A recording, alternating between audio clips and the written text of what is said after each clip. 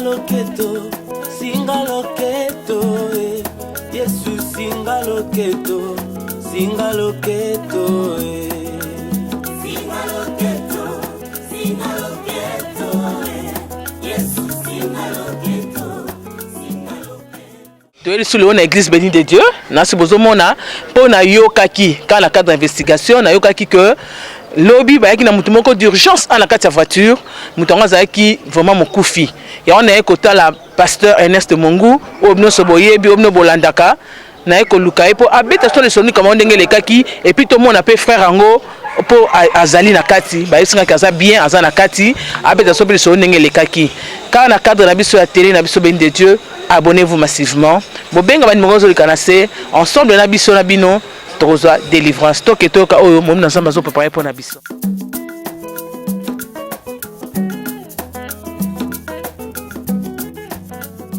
Ba ben de Dieu TV nde tomaki na annonce na biso toza en église bénie de Dieu.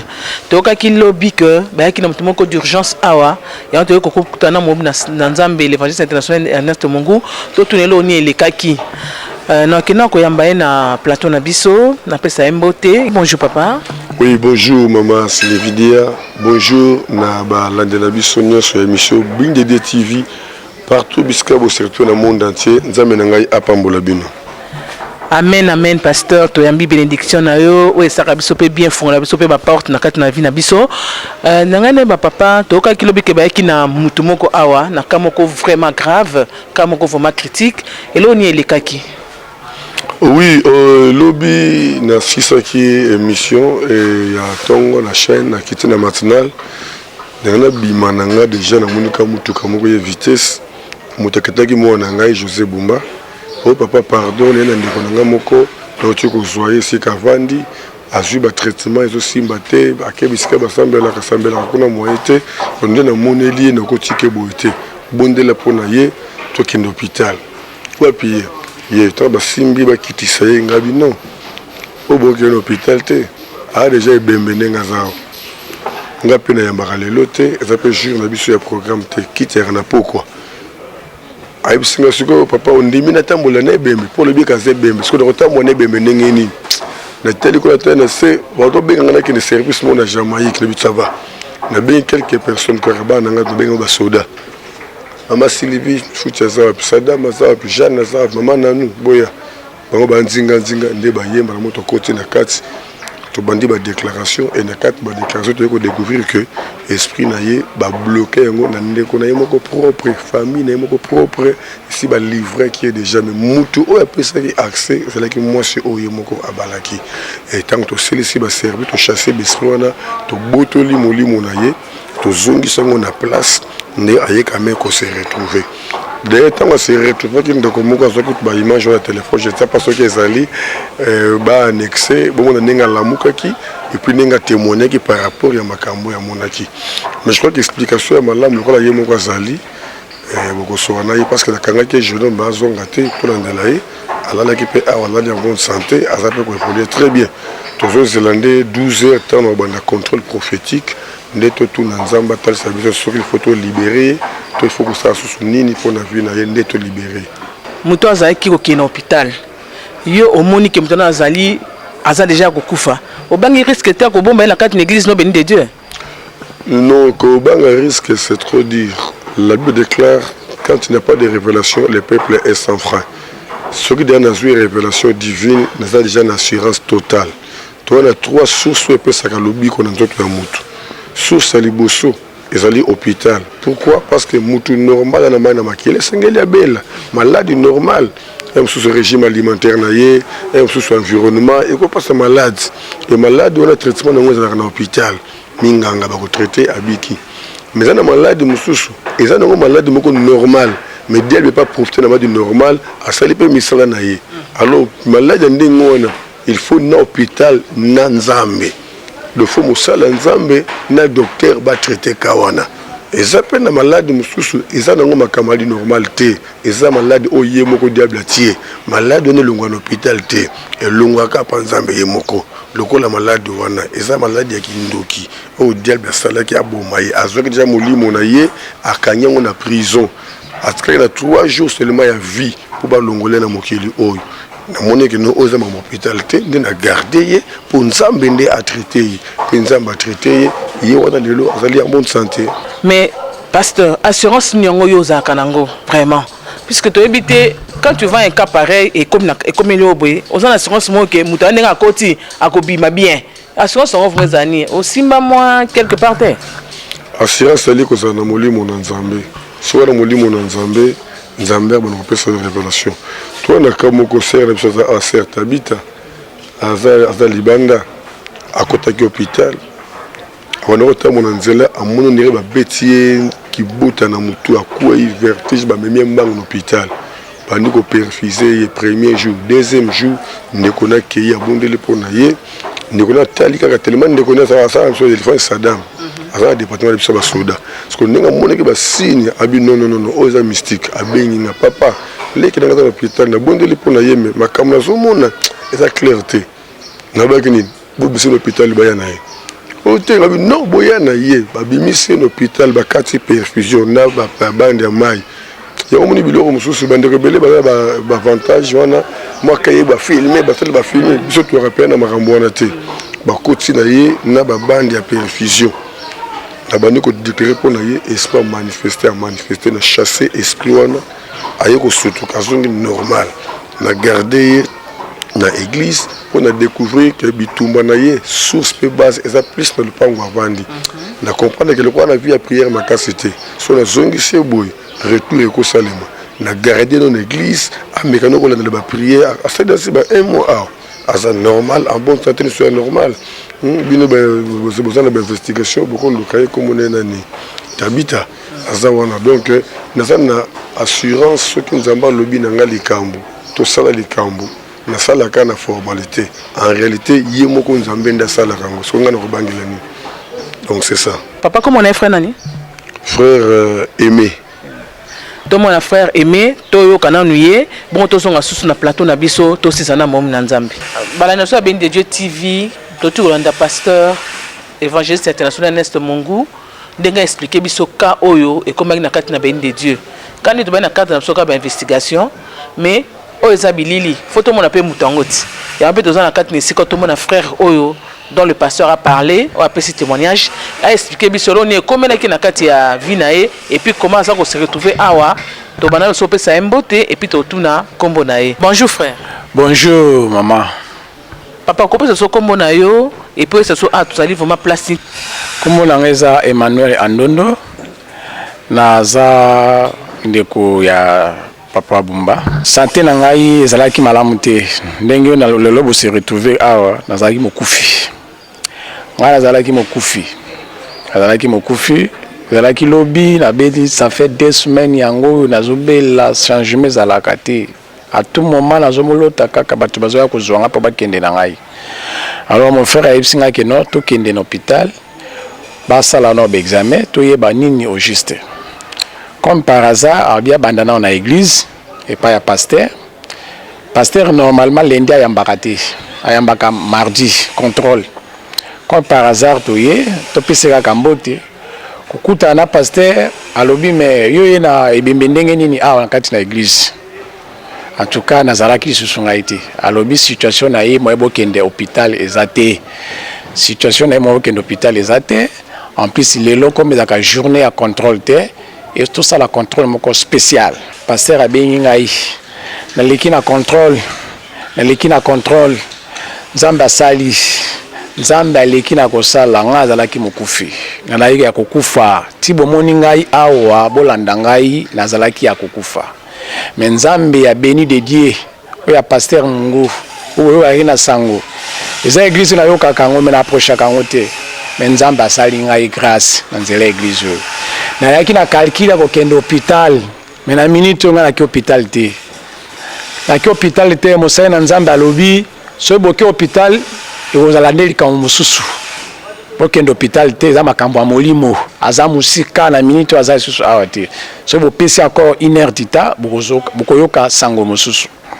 Alors Nzambe ya pasteur Mungu alekaki na ko intervenir pasteur asali o kwa iko sala a intervenir naleki na délivrance moko sincère naleki na délivrance moko oyo nga même na satandaki nango te makambo ebimi na munoko na ngai ezalaki na kati ya nzoto na ngai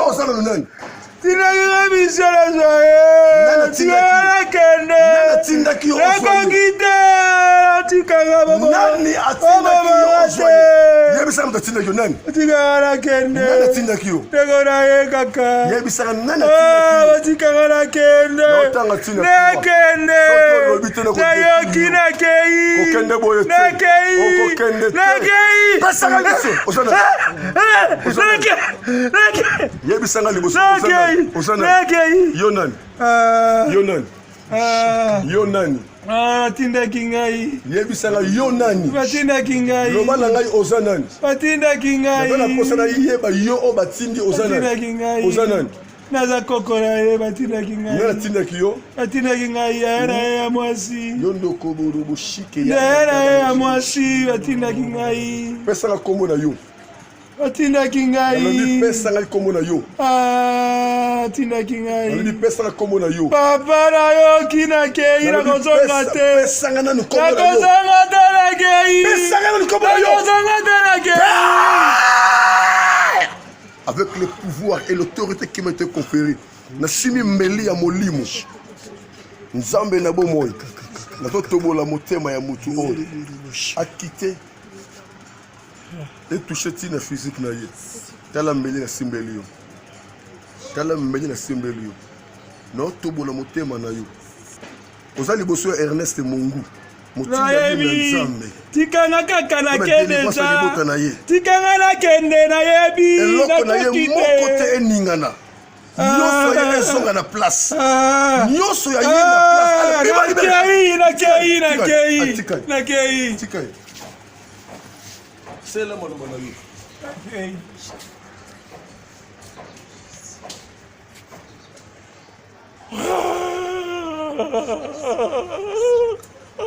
Seigneur mon Dieu, na longo le kuwa o etiamaki na remplacer na mafuta odali elembo na yo na vandisho na fond oil kota siko défendre des dossiers na ye nzambe nyonso zo ki possession a quitté atika la libre na zongisi santé na place na restaurer kimia na nzoto na ye na remettre eloko na place na yango. Seigneur mon Dieu, la tiki na scène contrôle na yo kota landela nyonso ye Seigneur mon Dieu à se rétablir la commande ma fille beto bondeli amen. Nayebi te soki nakoki kopesa nzambe nini epuis nakoki koloba nini na bino bandeko boza kolanda ngai bandeko bozolanda ngai botala ngai nazala moto ya tembe mais nazo témoigner na ndimi na témoigner likambo oyo puisque nga nauti nde nakunda na cimetière. Mais Nzambe asali ngai grâce. Nzambe a pasteur Mungu asali ngai grâce. Église bénie de Dieu. Yango lelo nga na zuma kasi ya koloba ndenge nazoloba haute voix. Voix oyo bandai ko bimate. Depuis babota ngai mbala liboso na bela modèle oyo. Voix oyo ezobima na force bandai ko bimate. Nga nazali kolala te pendant 2 semaines. Pendant 2 semaines nalala kapongi te. Grâce ya frère na ngai nde amemaki nga destination hôpital. Nzambe a devie nzela hôpital amemi biso epai ya mosali na ye lelo oyo nazali nga naza ressuscité vedi na sekwe nazalaki mokufi ngai moko nazosala témoignage oyo ezali na bomoi na ngai moko na vivre yango nazalaki mokufi mais lelo oyo nga na sekwe grâce ya panzambe ya pasteur Mungu Ernest. Merci beaucoup papa ndongo lobi toyokio mais obika nzamba sali obisoka likamba voix lero yaki paso abi que oza ebembe mais yo moko na kati na oza ko ka ndenge ni mekano ko fungola mwana za bilili oza ko ka ndenge ni na kati na yo mama na yebisi yo oyo nga bandaki ko yokeza yango te tango pasteur ayebisi nga na za ebembe nga na lali ayaka nyonso na lala bato bazozwa nga kaka nazolota kaka nazala kokufa nazolota kaka nazana kati ya ba cercueil nga nazalaki mutu oyo nandimaki te ke lelo journée ya lelo nga na kozala na bomoi tango pasteur alobi ayebisi ndeko ke no mutu oyo ndeko na oyo azana eta malambu te na bandi mbala moko lela na kati na ngai pona manai komona nini ezoleka kati na nzoto na ngai nzoto na ngai nzoto tso ya bomoto te takomaki na etape mosusu nazomona kaka babisika moko boye ya ba cimetière naza na kati ya kunda naza na kati ya cercueil bavinga na ko vivre kaka yango wana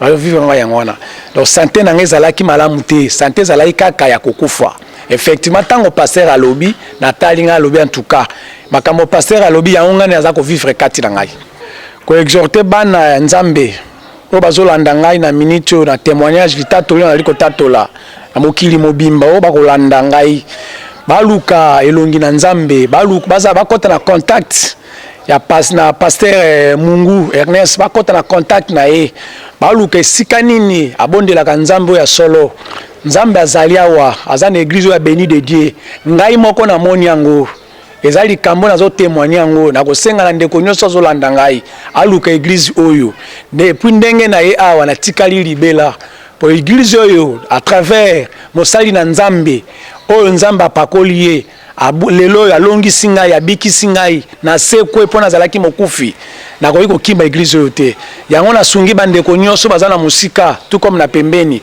baluka elongi ya nzambe ya pasteur Ernest Mungu église Béni de Dieu ezwami na Kitambo avenue Kimvula numéro 3 ndeko nanga zoloba puisque ndenge nayaki na ye azalaki meme na makasi ya koloba te azoloba donc etat nazoyelaki ye namonelaki ye nandimaki te akozala ndenge aza lelo mais nakumisika nzambe ya pasteur ni Ernest Mungu na oyo asali mpona ndeko nanga puisque azalaki mokufi boka nga nayebaki nzambe oyo wana oyo nga nayebi ya papa na ngai oyo asala elaka ngai nayebaki ntango nakokende na ye kuna deja nakoka aliyanji po eza nzambe atiki otaki ona lobango aza nzambe atiki otaki ndenge nalobelaka ye ndeko na ngai avivre yango sikoyo par rapport oyo ayebaka ngai nango nzambe asalela ngai mais lelo oyo amoni yango na nzoto na ye moko na bomoi na ye donc eloko ya kobakisa eza te donc napesika nzambe ya papa Ernest Mungu nzambe apambola ye abatela ye na libota na ye mosala na ye nzambe atuka asunga ye akende liboso eloko na osengaka na ndeko na ngai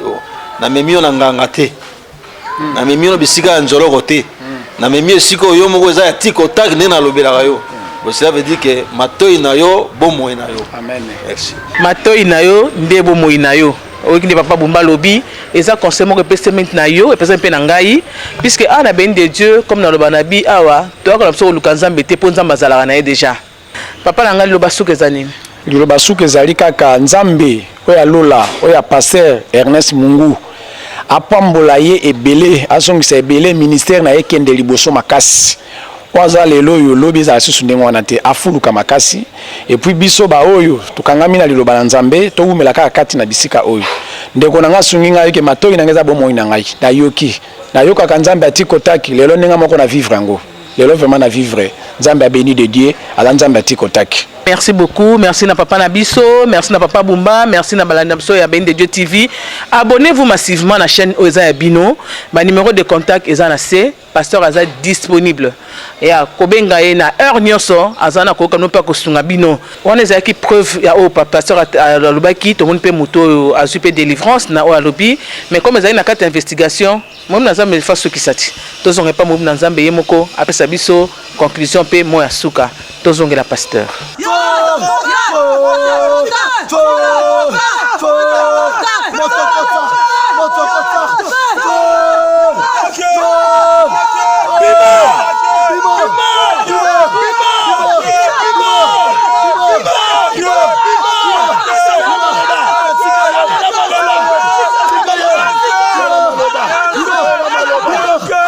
Merci tozong na kati ya plateau na biso awa na kati nesika o na obenga sumo na nzamba zonga na plateau to mekana ko sisa na ensemble émission na biso oyo to bandaki amela pe ko fungola biso moi eloko mo te ko lo bavanto to swana na frère na biso aimé alobi que bitumba ya na biso mso utaka na kati ya ba famille bien na kati ya ba entourage na biso yona ke notre pasteur na kaona ya délivrance pour mutu façon na libota na tu façon na place au vanda comment est-ce que mutu na ko sala pona ou bien au salaire ndeni pour mutona à conserver délivrance nae pour que kana ezongela ya lisusuté. Sur le mutakoti hôpital, abimi hôpital, ba pesa kaye ba cure. Moment on a nios ba bien un moment de convalescence. Et la délivrance, peut ce qui me dit délivrance, abimi la délivrance, ba pesa kaye pe ba cure. Ba bien un moment de maintenance pour amener délivrance. Na ba cure on a ba pesa kaye ba verset biblique en confession et mingi il faut que l'andelaye azanga ba kiltete. Pour nandia na ba kilte wana nde nzambe akoprotéger. Même mutu oyo abika na piscine à Bethesda. Soko tangi na mkana Jean chapitre 5 verset 14, au moment de Jésus-Christ a yaki sokuta na ye après à reconnaître et pas tourner. Yo no bika ki na Bethesda bingai. Jésus bisi ko zonge la société no kite comme la yo plus pur. Donc après la délivrance, to leki na moyen maintenance. Comment maintenir la délivrance? Prière, kolimbisa, kozana kandate. Ce sont des choses que nous enseignons afin qu'elles permettent à Moutou de garder des délivrance. Merci beaucoup, mon Nzambe. Papa, mais quand on est constant, ils ont quand réglé dans ma vie à Batou. Pour na Moutou azolanda yo, azana kawana, azana posa kutana yo, azo entretien na yo. Na ebité bien quand numéro de téléphone ton sonné. Numéro de téléphone des alliés adresse moko très précise parce que Moutou yambakango te kangai moko. Soka bengi ngai na kuswana ye, na kopesa ye rendez-vous. Bandakota libanda mboka zana baka onzamba kretaka na musika ezabela baka onzamba exigera mutu aya yakomoni awa sanza moko le karaté tu ya marabato nina ndo poto oni na mois de juin surtout to yambi bato à Londres bato ya Allemagne bato ya Belgique bato nina ndenge donc ndeko mope de outil suisse bengai azokoma awa je crois kala mingi te na pe na mambo ko mo se mo compte mo na Pointe Noire akoma ki lobby ba bengai kazo ya lelo na ba 13h awa. Donc c'est comme ça que nous travaillons. Ce n'est pas nous qui le faisons, c'est Dieu. Délivrance, c'est Dieu. Nous sommes les instruments que l'Éternel dirige.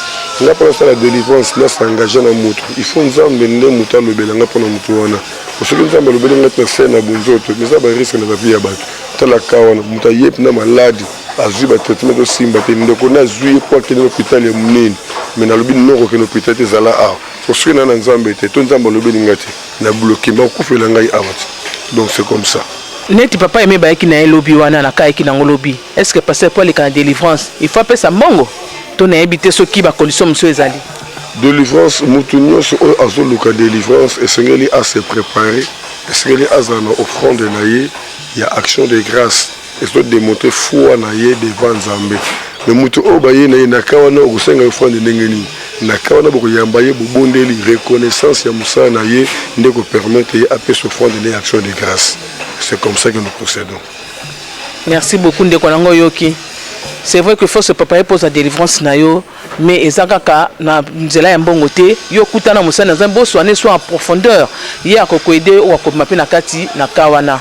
Na espèce ya musana nzambe alobana loba moko avant peut-être to chiter na kati na émission na biso. Toujours le baboy. Mutu oyo azoluka délivrance, azoluka akutana musana nzambe pour la délivrance naye.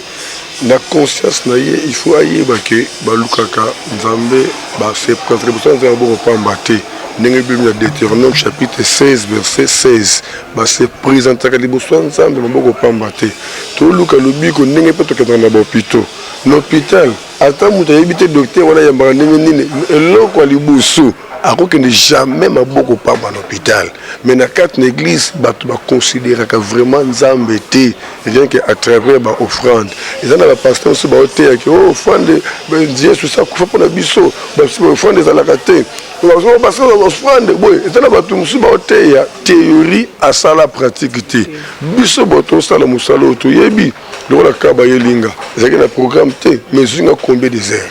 Si vous avez un cas de mutu kana ina tongo azo so biloko akoyimba la paralysie ba yeli biso ye a ya to bandi prier tongo to surtout 20 heures pour to isbenda conscience mutu wana peut récupérer nzoto na ye. Il y a des cas et des cas. Donc mutu a eu problème a eu la première chose la prière, la délivrance, reconnaissance à misala wana ne permettre à peu s'offrande. Mais mutu a nzoto kolongono a un problème moko azo remarqué mari de nuit bandoto mabe azobota te bamakambo ndenge na ndenge ana posa ya délivrance il faut préparer offrande moko et ko permettre ye à démontrer foi na ye pa nzambe c'est très important offrande ko pesa combien offrande ya kana montate offrande ya kana montate batif na Deutéronome 16-17 to pesa ka offrande où ils correspondre na bénédiction au nzambe apesi biso.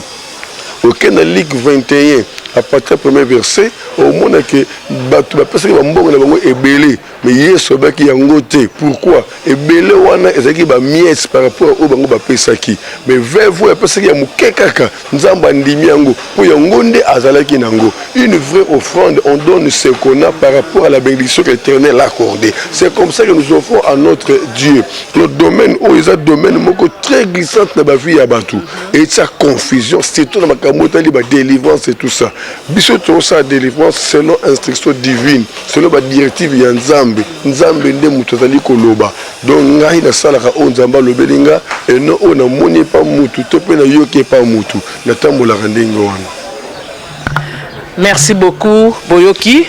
Ngala sipa na musanza po musanza mba fungolaka akota tina kati ya misisa apesi oyo ozana ngo besoin mais papa na ngolo ba liloba pona balanda so Ben de Dieu TV o ba ponayo o ba lingaka yo o ba pela mo pona bango bien so programme opezali o yebisa bango parce que na bandi Ben de TV baza ko s'abonner vraiment te ya omoni na kendaka ko so ba msusu tina la voix céleste et pas de Alvin.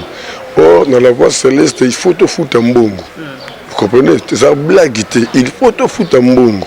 Mais chez Nabiso Moko, il faut bâtonner, s'abonner massivement. Au lieu de te foutre un bongo dans la voie céleste, dans chez Nabiso Moko, ça avec beaucoup de facilité. De passe que Yangoana. Tout ça qui m'a soutien, moi caméra bien, moi DSLR, moi ordinateur, moi n'importe bon sa chaîne Nabiso. Souci Nabiso, il y a tout ça la émission en direct. Tout ce monde là en direct, puis na battre notre téléphone en direct.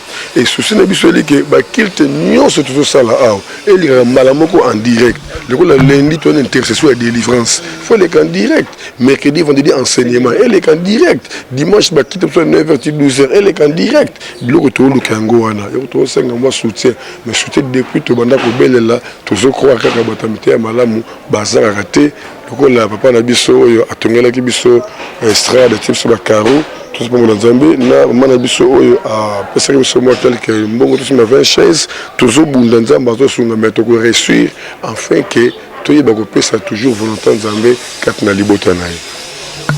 Merci beaucoup à nos abonnés de TV. To comme vraiment na suka émission na biso, mais avant papa na biso a clôturer pambo la biso, donc ko remercier équipe na technique ezali na sima na moni réalisateur na biso Adam la caisse na moni pe assistant na Raphaël Tadjemba donc vraiment que c'est la bosse abonner massivement ba numéro pasteur on les en a caché zo les cabo benga ye n'importe quoi le pasteur moi qui dans un culte mais le pasteur est toujours disposé ya ko ya mabino pe ya ko kabino pour les émissions on nzamba pesa qui est pour na ba délivrance ya vie na biso ba numéro pasteur on les en a caché zo les cas bo benga ye so pasteur papa na biso aimé a benga kité mbele lelo azu délivrance te lelo za deuxième jour mbele ba ngai ko kufa dans Zambazana à partir de sali na son serviteur o atie pona ko service na biso pour ba vie na biso fungama ba vie na so pezala délivrer benga n'importe quelle heure benga e kota na WhatsApp azali wana kota na YouTube s'abonner benga ba famille na ba s'abonner massivement pour na délivrance ya nation.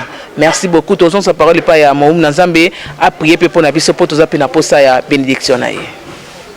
L'Éternel mon Dieu ngolu na yo sera abondé na bon moyi.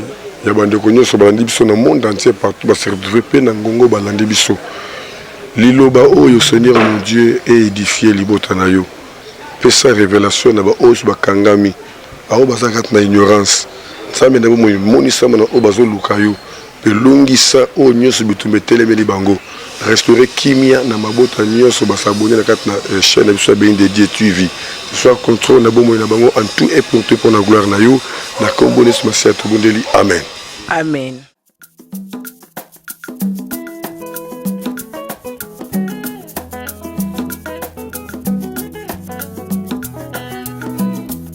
Yesu singa loketo